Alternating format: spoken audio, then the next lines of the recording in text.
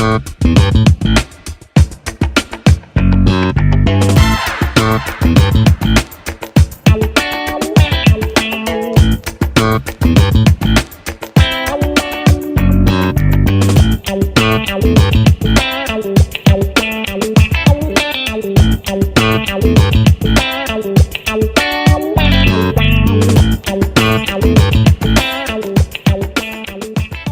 and welcome to Watch Maxie's Watch Videos. My name is Axel and I'm glad to have you on the show for another 1 week on the wrist video with my new Stowa Prodiver. As always, when I get a new watch, I do a 1 week video, and this one I was able to get as a pre-owned watch at a very fair price. It's the version with the stainless steel case, not the newer one with the titanium case. And I'm really glad to present it to you over 1 week with some additional shots, my impression, and a summary at the end. But before we come to that, I would like to come to sponsoring. The sponsor of this particular video is no one else but you. You are sponsoring videos by leaving a like, a comment, and if not yet done, a subscription. That's the only way I would accept to have my videos sponsored. And now let's directly move to the day one. It's Saturday morning. We have 7 o'clock and 35 minutes. A new 1 week on the wrist. There was a bargain, a good opportunity to buy a pre-owned Stowa Prodiver and the older version, which means the stainless steel case, not the titanium case. And I had to buy the watch since I always wanted to have a watch which with a special case and a certain presence on the wrist. I had it on the wrist already for one night, and I can say the readability throughout the night was absolutely great, absolutely perfect. Although the watch is 15 years old, the Lume is still absolutely great.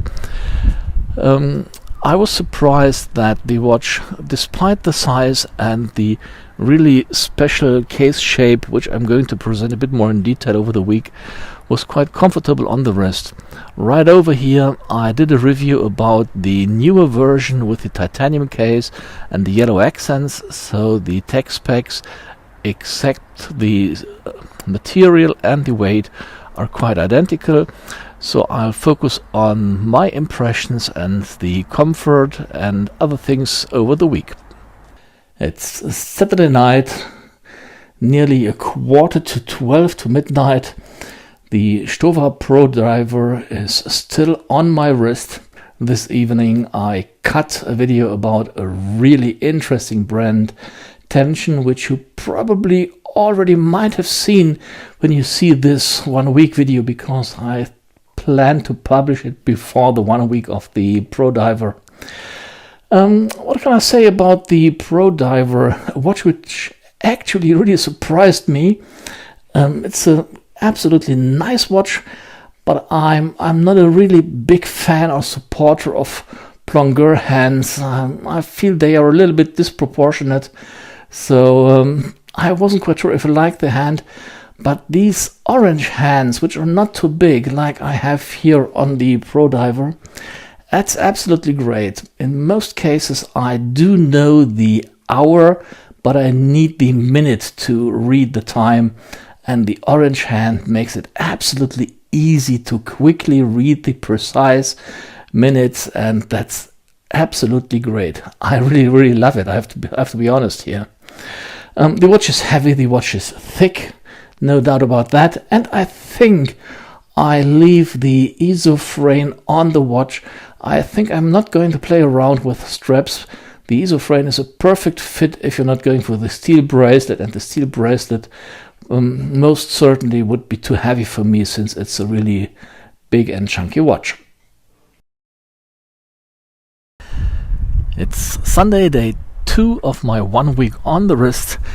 My Stowa Prodiver is still on my wrist, and Alexander Zverev just got the gold medal in Olympic tennis tournament, and so I'm quite happy. I like that. Congrats to him. With respect to my new watch, I have to say I'm absolutely convinced about the readability of the watch. I forgot to mention last night that I did a night shot when I walked my dog on the last walk in the middle of the night. The readability at night is absolutely great, so I really do appreciate it. It is a diver's watch. It is a thick watch, as you can see, so I wanted to have a thicker watch in addition to my U1, and that's exactly what the Stowa Prodiver is.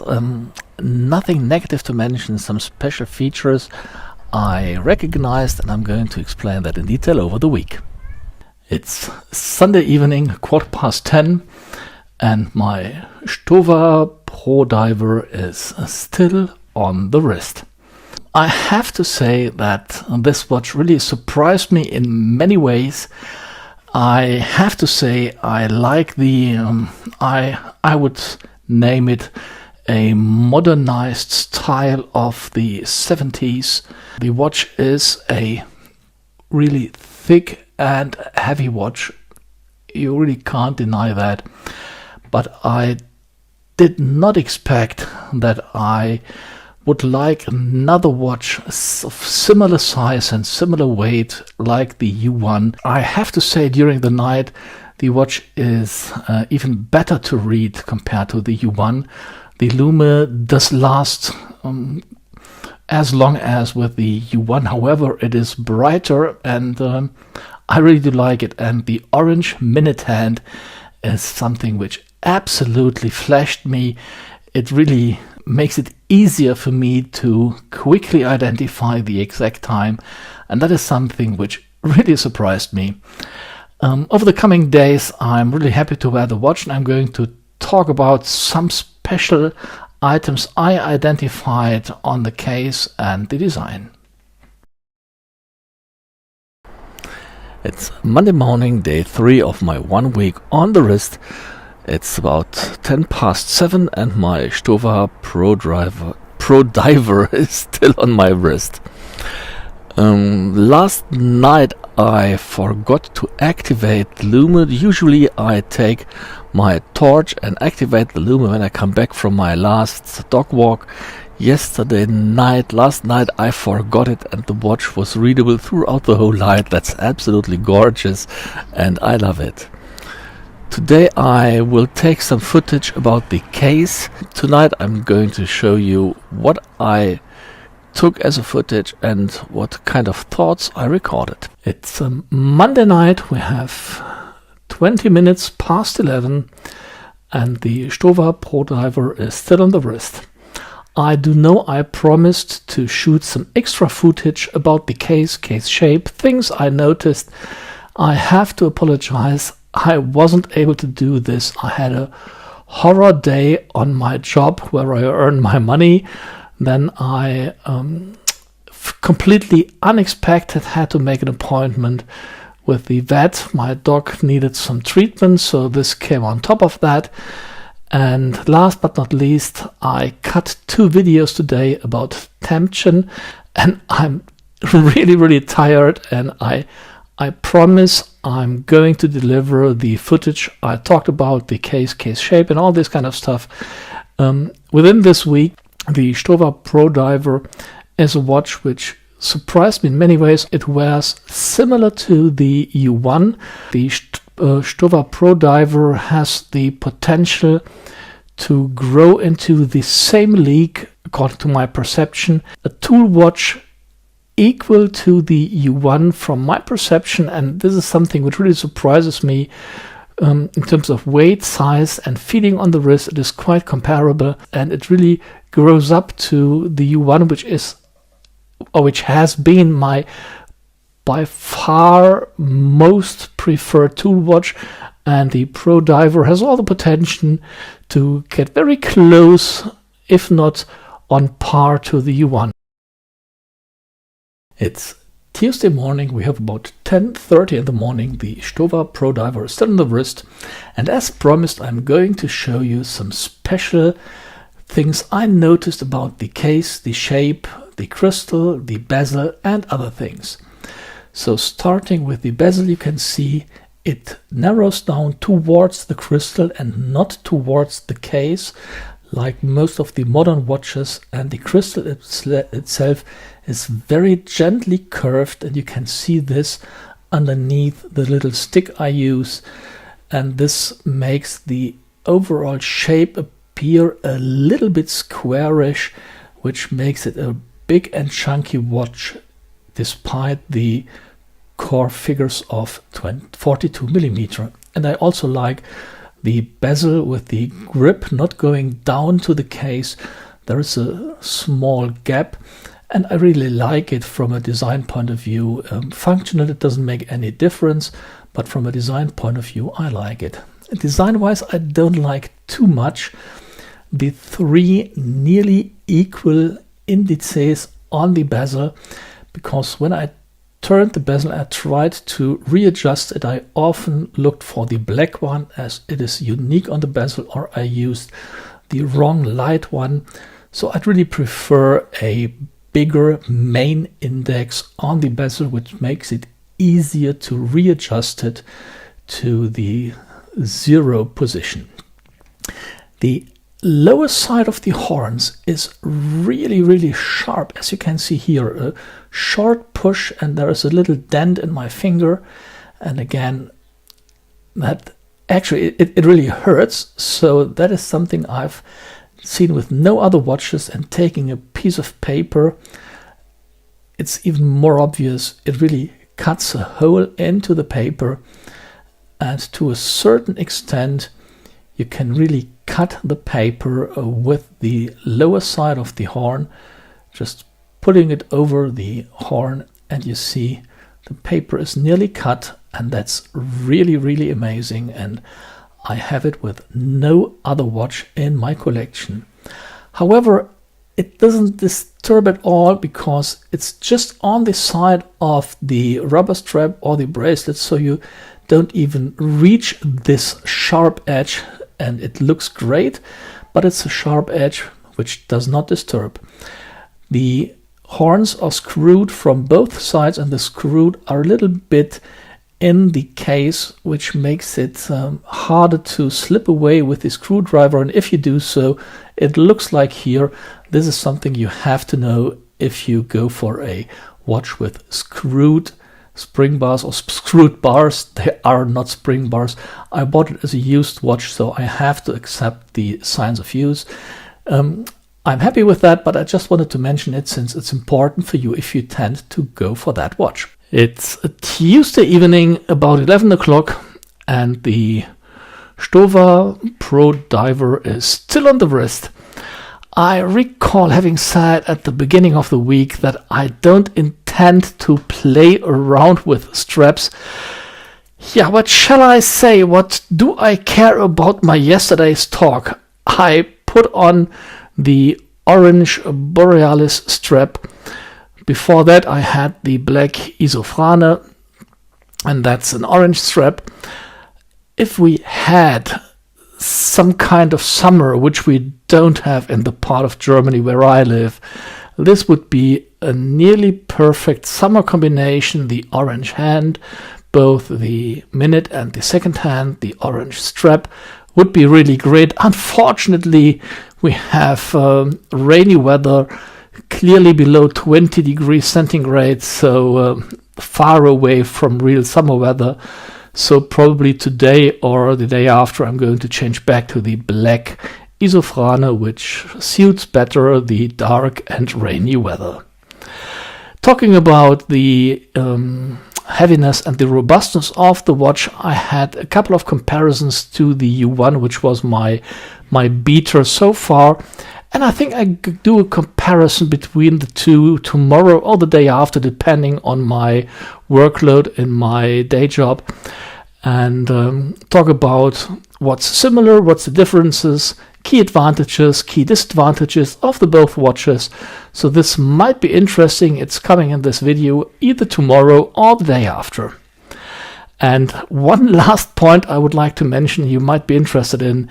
My wife and I, we had a very interesting discussion last night We woke up at the same time, and she complained and asked me if I could, and I quote, take off that stupid watch because the lume was so bright she felt disturbed by the lume. Hooray! That's a watch and that's a lume. I thought you might be interested in it. It's Wednesday, day 5 of my 1 week on the wrist, and the Stowa Prodiver is still on the wrist. I really love the watch. It's I still have the orange Borealis strap on it, but I'm going to change today. It's a heavy watch, and on the wrist, when it moves, you really notice the watch, you really notice the weight, but this is something you can expect from a watch of that size and weight. Today I'm going to take in comparison footage between the U1 and the Prodiver, and I'm going to comment it in my evening session. Hope you enjoy it. It's Wednesday evening, it's about 20 minutes past 6, and the Stowa Prodiver is still on my wrist. You may have seen I switched back to the black Isofrane strap, since I think the black strap is a better fit to the really poor summer weather we have. I didn't feel comfortable with a funny, shiny orange strap and dark, cloudy, rainy weather outside. So it didn't fit for me. So I switched back to the black strap.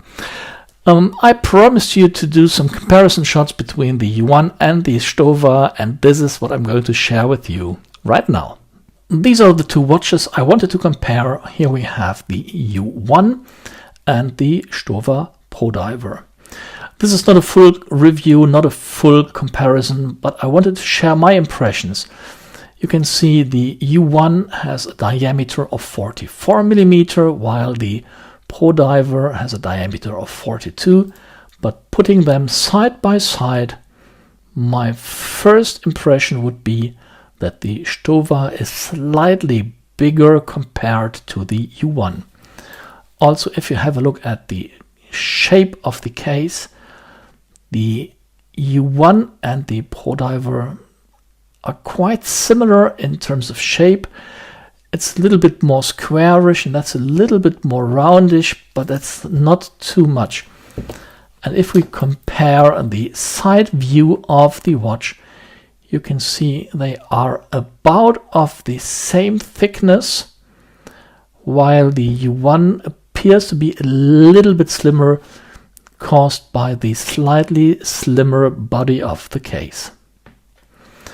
Looking at the crown side, here we have the biggest difference, because the Stowa has the crown completely different, but they are big, heavy and chunky watches playing about in the same league. Well, let's see how they sit on my wrist. You have seen both watches on my wrist, I guess, more than once.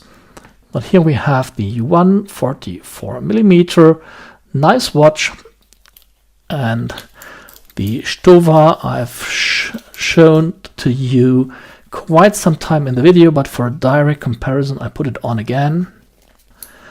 Well, as I said, it's about the same league, doesn't make too much of a difference. And looking at the watches, the U1 appears to be a little bit rounder, since the bezel narrows down to the case towards the edge, while the Stowa has a clear and sharp edge on the bezel, so it's a little bit more squarish, while the U1 is a little bit more roundish. Readability of both watches is great. The Stowa has the better readability at night, while the U1 has probably the better contrast in daylight conditions, but the orange hand of the Stowa makes it a great watch to read. Here with a price well above 2,000. This one in the new version and the titanium case is about 1,500, 1,490, 70, something like that. So we have about 500, 600, 700 euro difference. This is a submariner steel tegimented bezel, case and bracelet.